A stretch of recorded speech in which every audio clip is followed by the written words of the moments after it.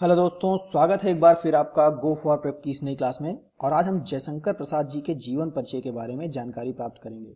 दोस्तों, इस वीडियो में हम जयशंकर प्रसाद जी की जीवनी, उनकी रचनाएं एवं उनकी मृत्यु कैसे हुई थी, इसके अतिरिक्त उनकी भाषा शैली क्या क्या थी, इसके बारे में जानकारी प्राप्त करेंगे। तो चलिए दोस्तों शुरू करते हैं। दोस्तों, छायावादी युग के 4 प्रमुख स्तंभों में से एक एवं हिंदी कवियों में महाकवि के रूप में सुविख्यात जयशंकर प्रसाद जी हिंदी साहित्य में विशेष स्थान रखते हैं। वो जो छायावादी युग के 4 प्रमुख स्तंभ हैं उनमें से एक हैं। दोस्तों, हिंदी कवियों में अग्रणी स्थान रखने वाले छायावादी युग के कवि जयशंकर प्रसाद का जन्म काशी अर्थात बनारस में सुंघनी साहू नाम से प्रचलित एक वैश्य परिवार में 30 जनवरी सन 1889 में हुआ था। इनका जन्म बनारस में और 30 जनवरी सन 1889 को हुआ था। दोस्तों, इनके दादाजी का नाम शिवरत्न साहू था, जो कि भगवान शिव के परम भक्त एवं दयालु स्वभाव के थे, एवं इनके पिता का नाम देवी प्रसाद था। इनके परिवार का प्रमुख व्यवसाय तंबाकू का था। जो इनका परिवार था वह तंबाकू का व्यापार करता था। दोस्तों, प्रसाद जी का बाल्यकाल बहुत सुख में बीता। उन्होंने बाल्यावस्था में ही अपनी माता के साथ ओंकारेश्वर धारा क्षेत्र, उज्जैन, पुष्कर एवं ब्रज आदि तीर्थ स्थानों की यात्राएं की थी। अर्थात बाल्यकाल में वो बहुत सारे जो तीर्थ स्थान थे उनकी यात्राएं उन्होंने की थी। दोस्तों, इन्होंने अमरकंटक पर्वत श्रेणियों के बीच नर्मदा में नाव के द्वारा भी यात्रा की थी और यात्रा से लौटने के बाद ही इनके पिता का स्वर्गवास हो गया और उसके 4 वर्ष के बाद ही इनकी माता का भी देहावसान हो गया। अर्थात इनके माता पिता की मृत्यु जो है बहुत ही कम समय में हो गई थी। दोस्तों, इसके बाद इनकी शिक्षा एवं पालन पोषण इनके बड़े भाई शंभू रत्न जी ने किया। इनके जो बड़े भाई थे उनका नाम था शंभू रत्न जी। हिंदी साहित्य के प्रख्यात लेखक जयशंकर प्रसाद जी का वैवाहिक जीवन भी काफी संघर्ष में बीता। दरअसल बड़े भाई की मौत के बाद इनका विवाह उनकी भाभी विंध्यवाटिनी से करवा दिया गया।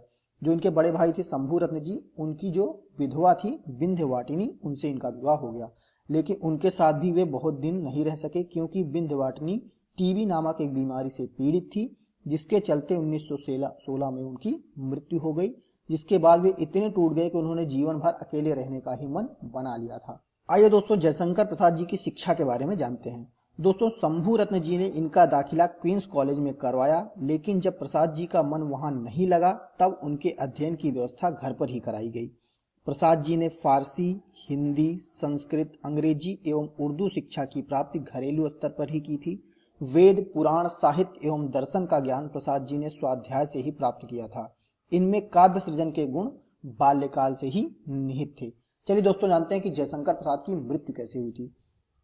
दोस्तों, बड़े भाई की मृत्यु के पश्चात इनका तंबाकू का व्यापार ठप हो गया एवं इनका परिवार ऋण से ग्रस्त हो गया और इस ऋण को चुकाने के लिए इन्होंने अपनी पूरी पैतृक संपत्ति को बेच दिया। दोस्तों, प्रसाद जी को अपने जीवन में अनेक विपरीत परिस्थितियों का सामना करना पड़ा और इनका पूरा जीवन संघर्षों में ही बीता, परंतु प्रसाद जी ने कभी पराजय स्वीकार नहीं की। अपने जीवन के अंतिम पड़ाव में भी उन्होंने अपनी रचनाएं लिखना नहीं छोड़ा।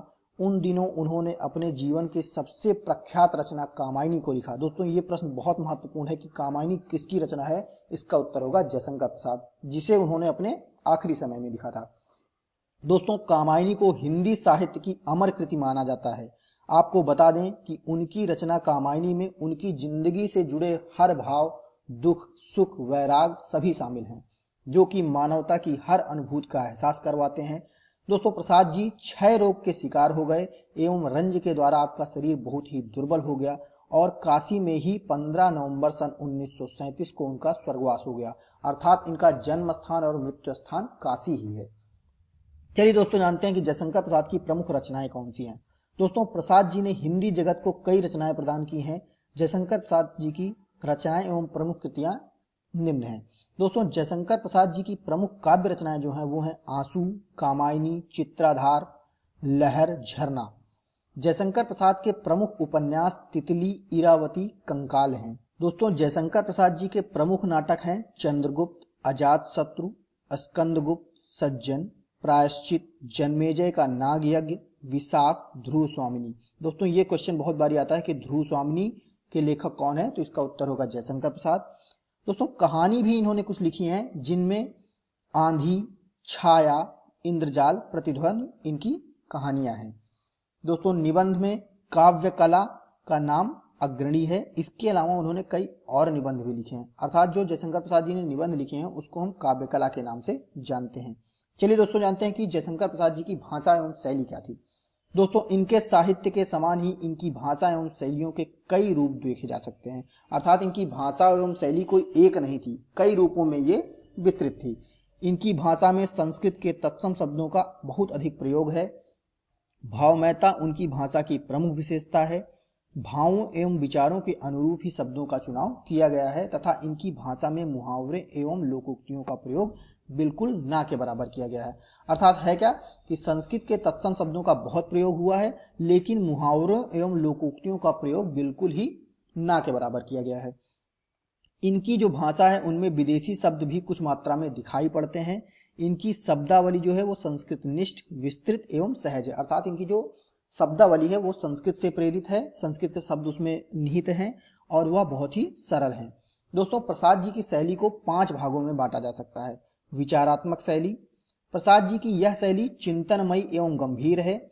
इनके निबंधों में विचारात्मक शैली का बहुत अधिक विकास हुआ है, अर्थात जो इन्होंने निबंध लिखे हैं उसमें विचारात्मक शैली का प्रयोग हुआ है। उसके बाद आती है भावात्मक शैली।